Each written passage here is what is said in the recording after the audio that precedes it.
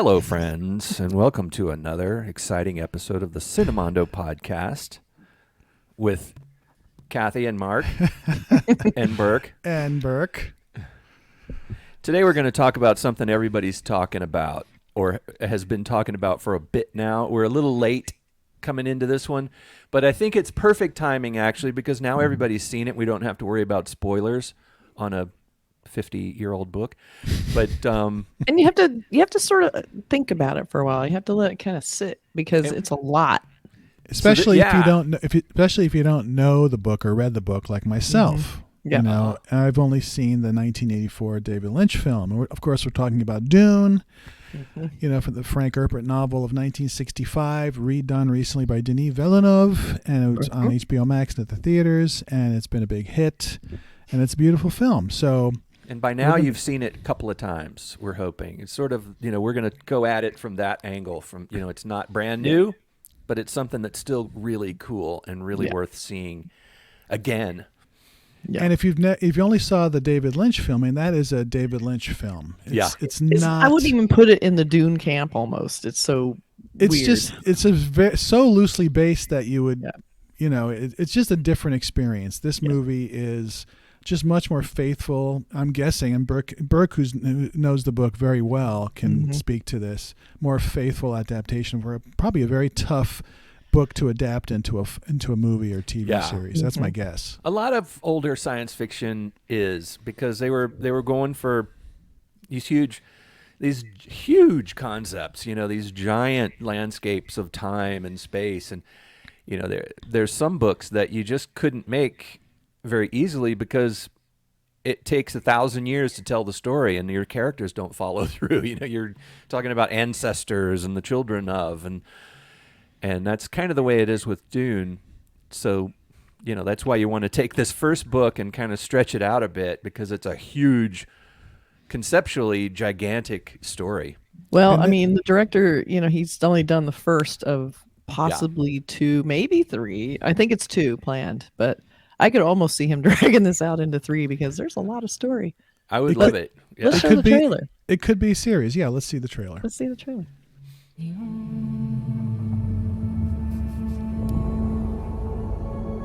My planet Arrakis is so beautiful when the sun is low.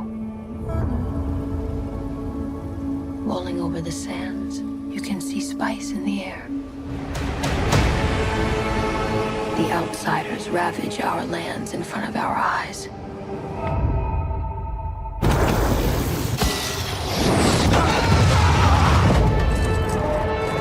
Their cruelty to my people is all I've known.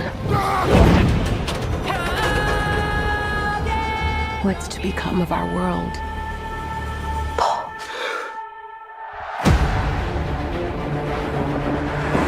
A boy. Hey, Duncan, can I trust you with something? Yes, always. You know that. I've been having dreams about a girl on Arrakis. I don't know what it means. Dreams make good stories. But everything important happens when we're awake. Hey, you. Put on some muscle? I did? We are House Atreides. There is no call we do not answer. There is no faith that we betray. Smile, Gurney. I am smiling. The Emperor asks us to bring peace to Arrakis. House Atreides accepts! I know you. There's something awakening in my mind. You need to face your fears. Come with me. You need to be ready. You've never met Harkonnens before. They're not human, they're brutal. The Duke's son sees too much. This is why Dune. Kill them all. God in heaven. Get everything with guns off the ground! Go! This is an extermination. They're picking my family off one by one. Let's fight like demons.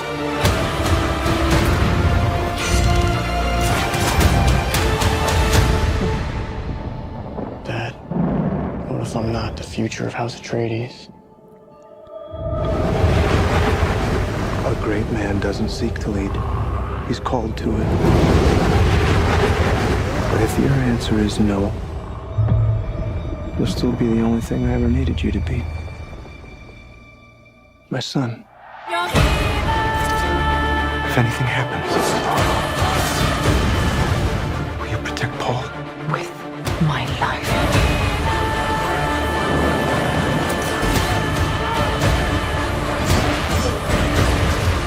Only together can we stand a chance.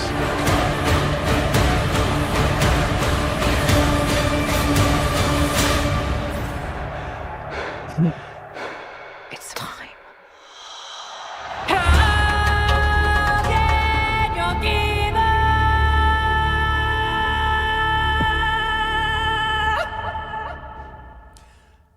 Nice long trailer. Yeah, the long trailer. You know, it's funny. That was a long trailer, and I feel like it still did not even touch how epic and insane that story is. Yeah. I mean, I thought it was interesting too, the choice to put that shot of Paul in the armor where he does this future. at the end. It's not even in the movie. It's like a little short vision. It's like for part 2, I guess. Yeah, the vision is in the film because they're looking at a potential future, and that's one of the things. It's like if you see the future, can you then change it? And is it, because there's other things with other characters that they haven't even gone into, where people can, with the spice, you can see into the future, and that's one of the big powers that the. Oh, it's such a long story. Yeah, we can't even touch the Don't get story. me We'll talk started. about the basics of just the film, but even that is like, but I think just filmmaking wise, I thought this was probably one of the most stunning, gorgeous films I've seen in years. Like I watched this, unfortunately, I watched it on my TV at home. Right. But that was where I was really like, oh my God, I should have seen this in the theater. I should have seen it. Because, and now I still, even after seeing it, I still want to go to a theater to see it. Yeah. Because I want that thing to just be enveloping me and just surround, because it's so gorgeous and amazing. I mean, what a perfect, like, gorgeous film visually, and I don't think there's a wasted shot. Like no matter what the shot is, there's always something beautiful or cool happening in it. There's not a little throwaway scene ever. It's like crazy. So well made. And the Hans Zimmer score is just, I mean, he's just so, he has done a lot of work with Christopher Nolan. And it's great that Villeneuve used him in this because it's just so powerful and big. And he's going max on this. Everything is just turned up. Yeah, I love Hans Zimmer. His stuff is so great. The scores for the Nolan stuff that he's done. Yeah, and the cast. We'll just talk briefly about it. What a strong cast. I mean, Timothée Chalamet, of course, Rebecca Ferguson, Oscar Isaac, Josh Brolin, Stellan Skarsgård, who's Dave unrecognizable. Yes, Skarsgård. But his voice is, certainly, Yeah. you can. Charlotte Rampling, Jason Momoa, Javier Bardem. I mean, David Dastmalchian, Zendaya, on and on and on. It's just. And big Dave cast. Bautista, one of the Guardians of the Galaxy in there. He's Dave Bautista. Yeah, still, he plays intense though. That guy, military guy. Yeah. He's intense. I mean, got. I mean, there's a couple of shots of him that scare. Raban, the character. It's what he needs to be. That's the thing is when you read the book. I read it when I was in high school, so that's like 150 years ago, I think. And but it was, it burned into my mind when I was in high school. I think I read it twice before the David Lynch film came out. And I still, when I think about the book, I still don't picture Kyle MacLachlan as Paul. And I still kind of have remnants of who I pictured in the book. Mm-hmm. But I think this movie was so powerful that I feel like now I'm kind of seeing this as Dune. You know what I mean? And I read Dune again. I've read it maybe 5 times in my life or something. I read it maybe a year ago or so when I heard about this film. Wow. So I read it again just to kind of, and I still have my own images. And this How movie, did they do with this? They did really amazingly good. I mean, it's hard to replace the images in your mind from reading a book. Sure. Because, they're as big as you want them to be in your mind, and they need to be epic. I mean, this needs to be Lawrence of Arabia, with spaceships And it kind of is. Yeah. I mean, wasn't It it is. shot where Lawrence of Arabia was shot? Oh, was it? Oh, I didn't know heard that. that. be. Well, that's one cool thing about the movie is they did shoot on locations. And Yeah, and that was interesting. I heard an interview with Villeneuve, and he said that he wanted the actors to feel Yeah. the hugeness of the environment and the heat and the impressiveness because they were in heavy wardrobe. Yes. They were Yeah. super uncomfortable, but you can't fake that sort of heat weariness and the grittiness and the sand. Yes. Like he said, they all got to go to their trailers, in between scenes, but when they're out there doing the scene, they are feeling that environment because you Yeah. cannot replace that subtlety and that the eye can pick up on that. And I thought that was a very interesting choice for him to make. And I think it really helped the film because you did feel like you were out there with him in this oppressive environment. Yeah. It was really well done. And let me Yeah. ask you this, Burke, because I haven't read the book, but just the feeling, the set design, the look of the spaceships, which are like spaceships we really haven't seen in the typical sci-fi. They just have a different look. They Those act dragonfly ships were Yeah. amazing. Yeah. Ornithopters. Yeah, they're Loved like it. there's that great scene when they're going through that sandstorm, at the end. Yeah. It's just really just amazing. Mm-hmm. But did that work for you? The set design, it worked as far as that feels like what the book was. Well, the book is interesting. From what I remember, I don't remember a whole lot of descriptions of the way things looked in the books.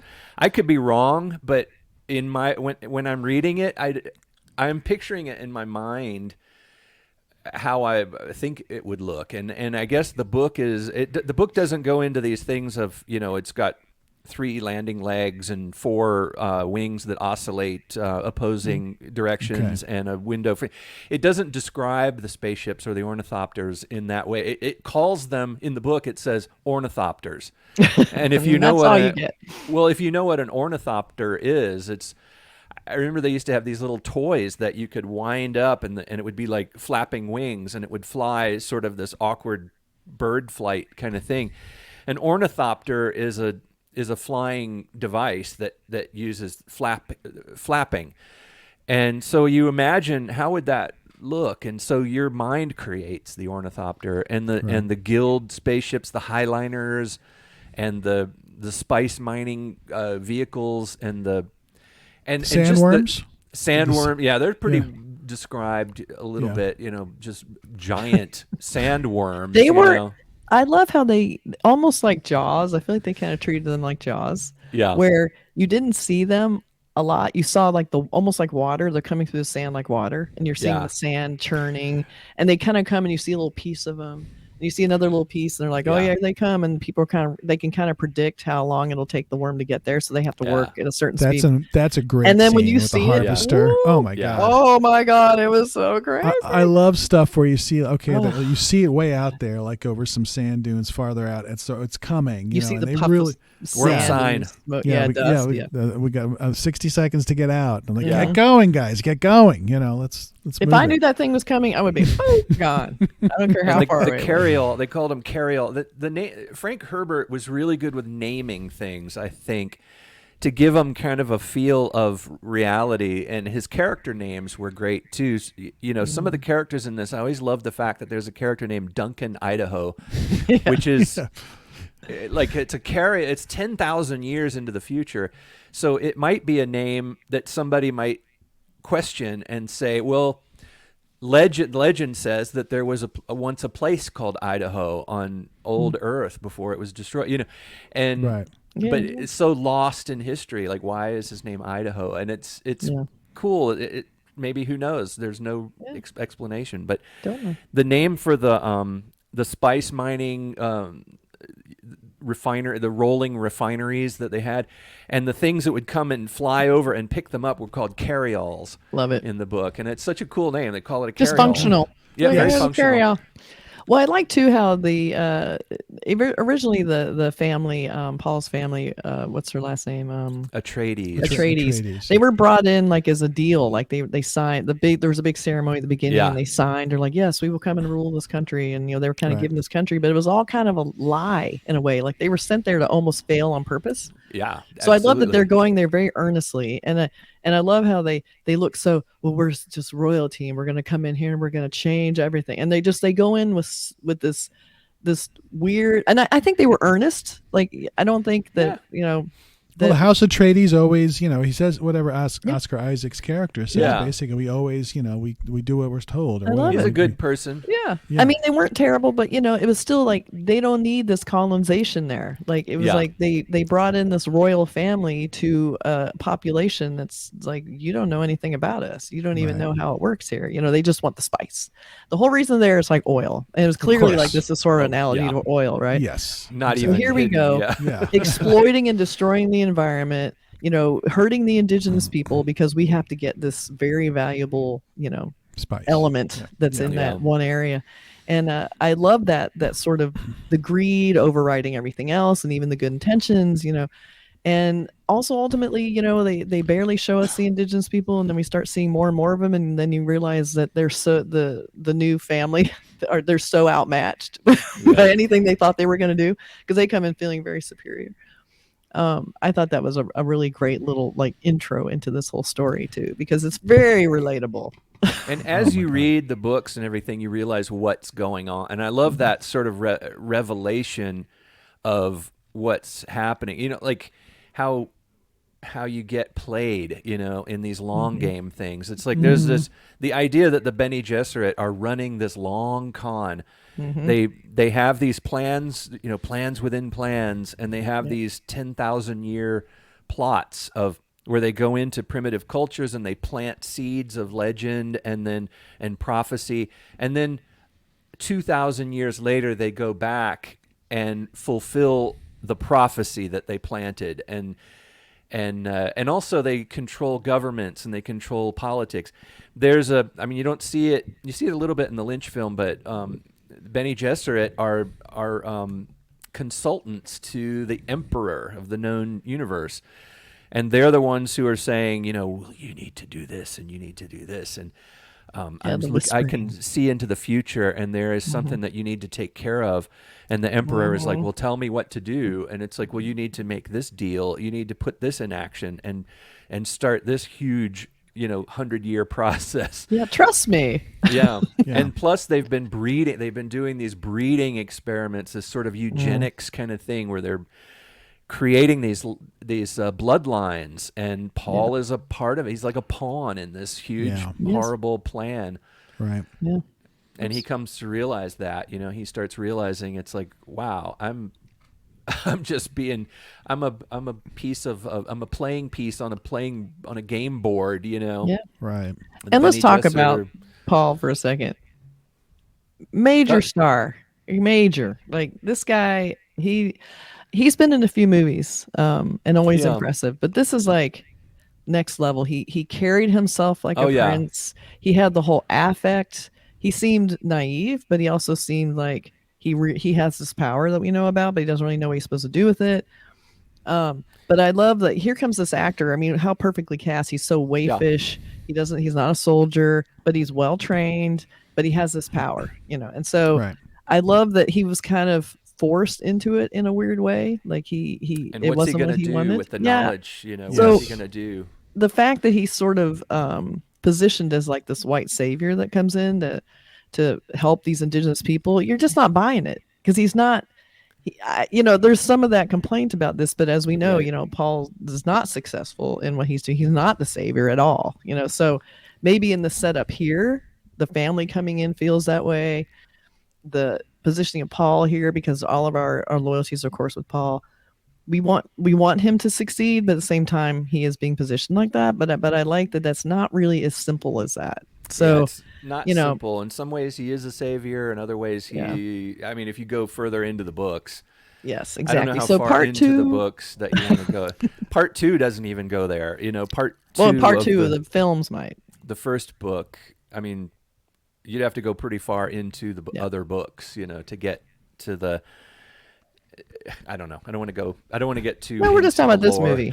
No, we're talking about this movie. But I mean, just ultimately, I feel like this was a really, really great performance, and I feel like he has the weight.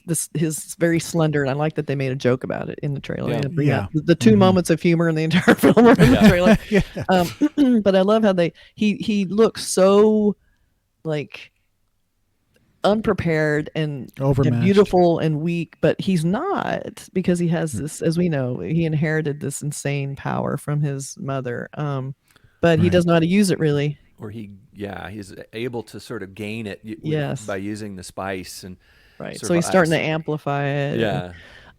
So that I think is a really interesting point about it. And they also seem to, in the trailer, they really connected him with the girl with the spicy blue eyes. You know, that, The that if spice you do a lot of the spice, your eyes just start turning blue, which I thought was a Right. cool Fremen kind of girl. cool thing. Yeah. But they really were really amping up that whole connection, because Yeah. that seemed very important, even though throughout this entire film I felt like she was almost a background ethereal dream that didn't really do a lot yet, but I Yeah. feel like she was important getting him where he's supposed to be, of course. She becomes important, of Yeah. course. Yeah, I would but think so. she's- Yeah. Yeah. She's not. She's so too much good in the not first to. part. Yeah.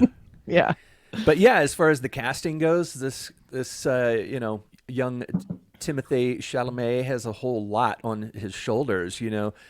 He's playing a very beloved character that a lot of people hold in their hearts. And I mean, growing up, you read the books and you kind of relate to Paul, and I remember reading the book and thinking about the pronunciations of some of the names too.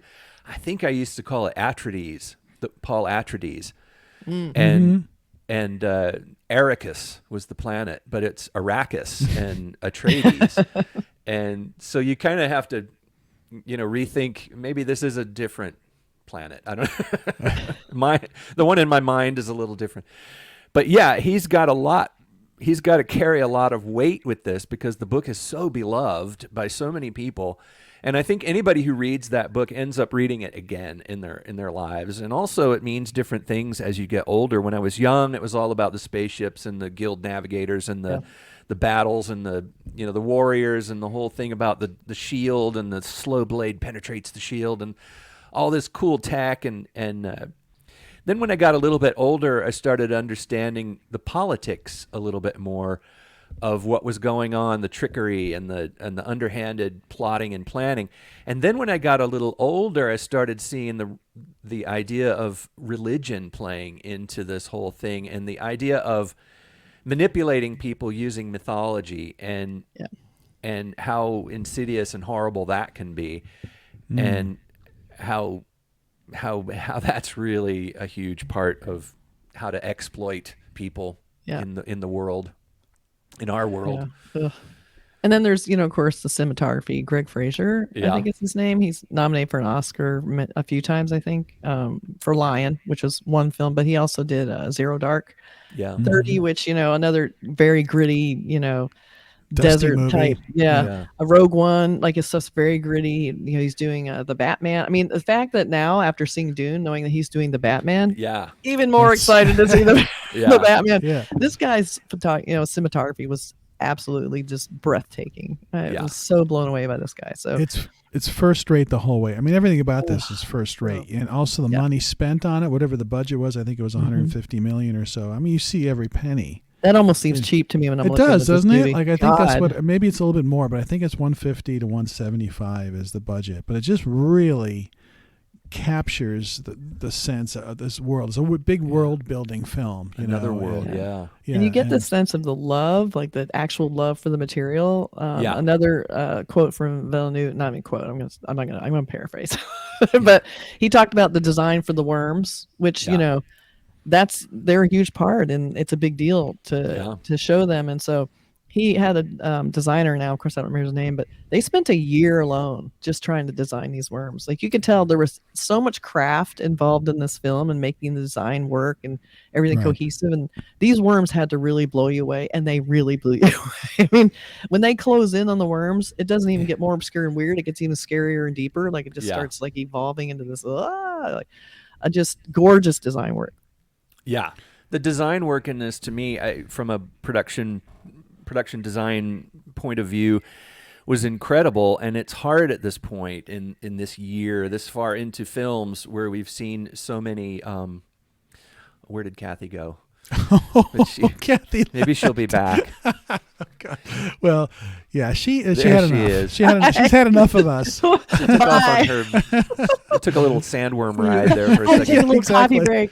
Okay, sorry. But one thing about the design that I've noticed in my mind with this is it's like I've done some science fiction design. I've done a lot of designing science fiction things, and it's hard to do because everything has been done. I mean, look at all these Star Wars movies, Star Trek movies, all the movies with spaceships.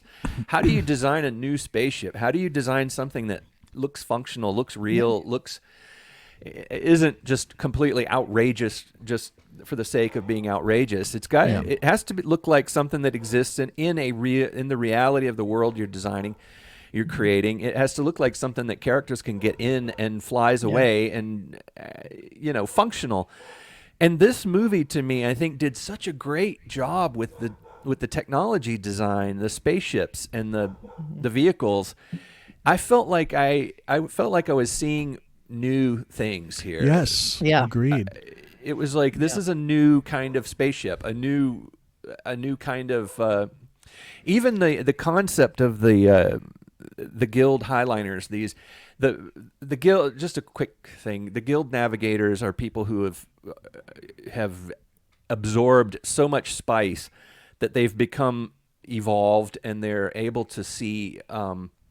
It plays into the later stories, but what they can do is they can see into the future. They can see into past space and time, and they can actually fold space. They pick a starting point and an end point, and they fold those 2 points together in their mind, and they're able to take a giant spaceship full of spaceships and take it to another place almost instantaneously.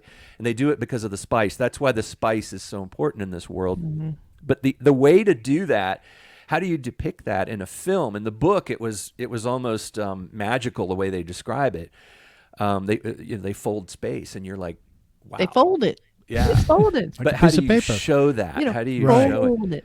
So the cylinder, the big cylinder, I think in the book it's described as a giant cylinder that all these little spaceships fly into, and they basically get into these racks, and then the spaceship disappears and reappears instantaneously in the atmosphere, in the orbit of a distant planet.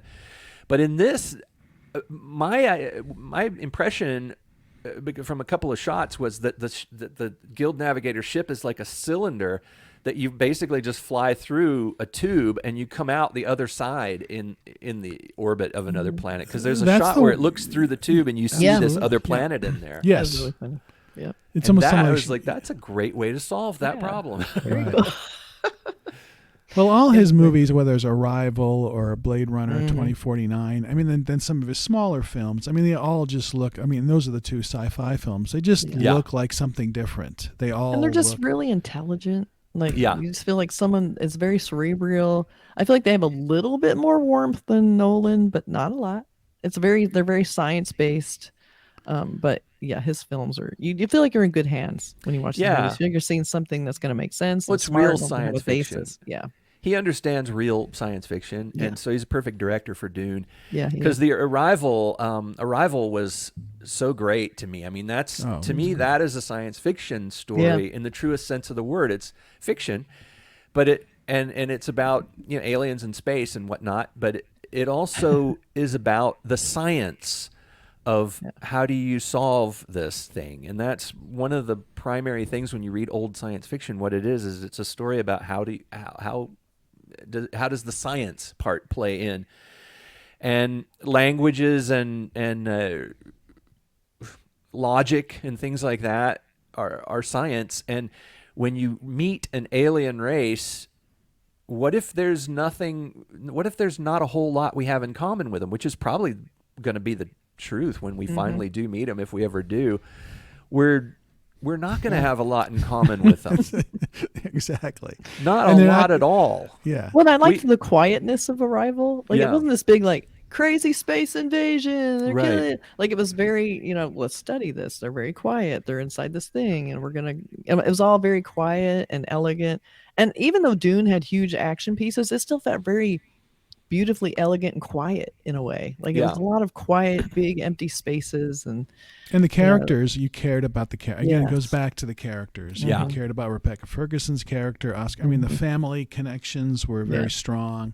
Yeah. So, I mean, I think all his films, going back to Enemy, the one with Jake Gyllenhaal that we talked about in a previous, That's or right. Prisoners, which is a great sort of, I think his most sort of grounded, more like a procedural, but it's a great film with Hugh Jackman and Jake Gyllenhaal. And then Sicario, which is a drug. I mean, they're all really kind of different films, but the characters matter. And of course, he's done more sci-fi recently, but it's still character-driven stuff. You care about the characters. It's cool to see the spaceships, but you know, that's the thing. It's like if you have good characters and you also understand science fiction, and I think he totally does all that stuff. And going back to The Arrival, the interesting thing is that's a great take on an alien story. But in Dune, what's interesting is that there's no aliens in it, unless you consider the sandworms to be aliens. But the no non-human intelligences yet, you know. But it's what it is it's the idea of humanity 10,000 years in the future, which is going to be as remote and removed from us now in a lot of ways. So in the book, they got there was a lot of these little things that still seem familiar, like there's a giant company, corporations that rule things and are almost like religions. That'll never go away. Seems like. Yeah, the Chom company and they own whole planets and and they control the destiny of countries and planets and planetary systems. But the technology also doesn't have a lot of like ray guns and flashy futuristic stuff. They're not shooting each other. They're using swords with these body shields. In the book, they were on your belt, but in here they were on the wrist. But the idea is that there's future technologies that made those kind of things less useful, so people sort of had to go back to swords and hand-to-hand combat. Right. Because if you use guns, there's things that the enemy has that can turn those against you, and so the idea of using more advanced technology, and then I get more advanced technology than you, and then you get more advanced technology than me, and it keeps going up, and pretty soon you get to the point where it's like, well, if I just go back to using a sword, I can just come up and cut your freaking throat. And also with all the sand around, it's the only thing you can really count on. Yeah. I mean, I like too how it's a little Mad Max this way, where water is just almost non-existent, like super rare, and it was just as heartrending in the film to see these palm trees that were just dying and burning. It was just like, but I love how the adaptation socially to not having water, because it's this precious thing. So when one of the representatives comes to see the royal family and they spit on the desk. Yeah. And I love it. They're like, how dare you? It's like, no. That's a huge sign of respect that he would give you his moisture. Thank you for your body's moisture. Wow. Yes. I mean, so everything that's built, all the wardrobe is built to recycle moisture in and out of your body. Like it was suits. Even just those little touches. So good. I think about writing something like this. I mean, like, how does a guy come up? I mean, it's one thing to come up with a story. It's another thing to come up with a world that is so well thought out. Yeah. Every little thing makes sense. And it's science fiction, so you kind of make the stuff up, but that's hard. Yeah. Well, I think he did a lot of work. Science fiction's hard. I mean, that is talk about creativity and imagination. I mean, it's amazing, I think Frank Herbert did a whole lot of work before he started writing the books. Yeah. Or the first book. And the idea is, like you were talking about those trees, there's also these other things in there where the way people think of those trees, it's almost like they would look through the gates of this fortress and see those trees and realize, a family, 10 families could be fed from what each one of those trees consumes, just for the luxury of these wealthy people. And they look in through the gates and they see them scrubbing the floor with water and cleaning the floor and mopping, and they're like, that could feed my family. And things like other symbolic gestures where rich, the wealthy, the higher class people would literally take some water and pour it out on the ground as a gesture of superiority. excess. Prominence, power. exactly. This is Like how we control the water. Just Right. watch us. it's like, long people with very long fingernails. That comes from I don't need to work, so Yeah. I can grow Right. my fingernails long. true. And Oh, it's my this, gosh. there's symbol and high heels and those kind of things, and very sort of restrictive kind of wardrobe. Those all come from that idea of I'm showing off that I don't have to do any labor. That's right. I mean, overall, our final thoughts on this film is that I thought this was the most beautiful, easily the best picture winner of the last 5 years. Yeah. I think because I just feel like this was such an accomplished piece of work that I was just stunned by this movie. Well, I think he's become.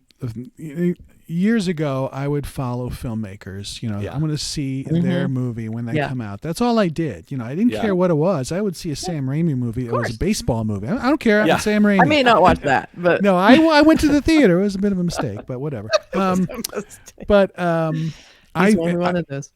he is one of those, like, I don't care what he makes. They're I love his smaller films. Seek them out. Watch Enemy. Watch Prisoner. Sicario. These are really well made movies. He hasn't made a stinker yet. Usually a director makes a dud every now and then. Yeah. These, not yet. Maybe less ambitious, but definitely not failures. Well, these are huge, and of course he's going to do Dune Part 2, which is going to be they're scheduling that to start shooting in July of 2022. God, we have to wait so long.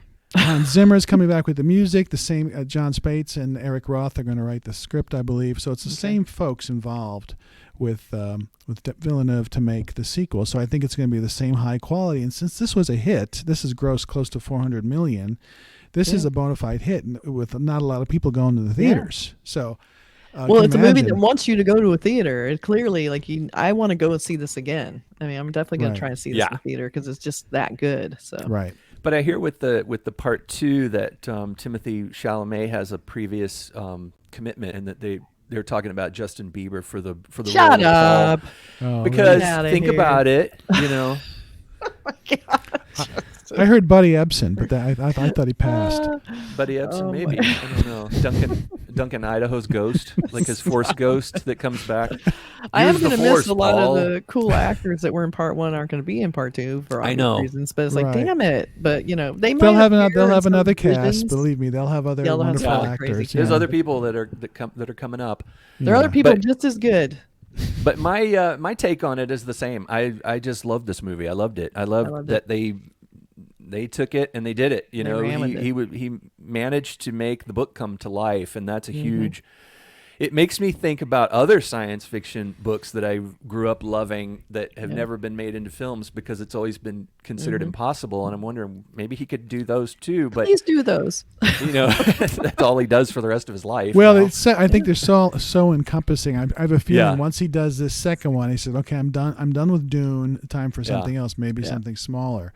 Yeah. But Apple has Isaac Asimov's Foundation. It's a TV series, another big sort of They're coming into vogue. So if people can make these, and other people Yeah. can take those sci-fi novels and turn them into films or TV shows. So this is basically a Cinemondo rave for this film. We loved it. It was Yep. great.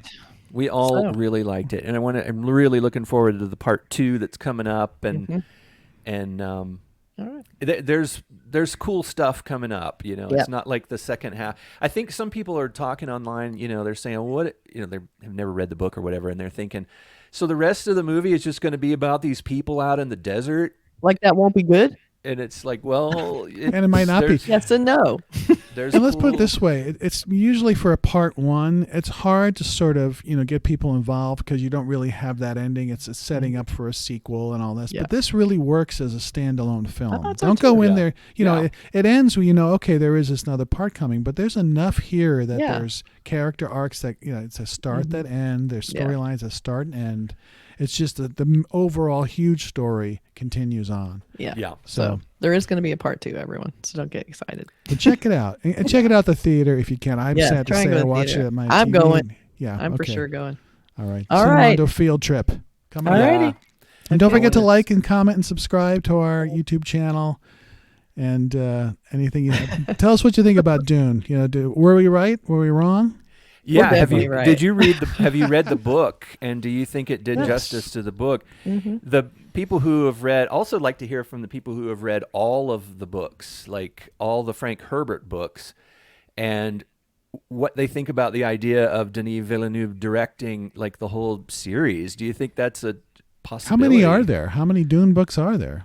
I don't know, 5 of his. Yeah. But then there's a bunch more that were written by his son and some other folks, and those are, I mean, there's people who are like, those aren't Dune, you know, they're not canon or whatever. The only ones that matter are the ones that are written by Frank Herbert. But honestly, I read all of them, and the first book is,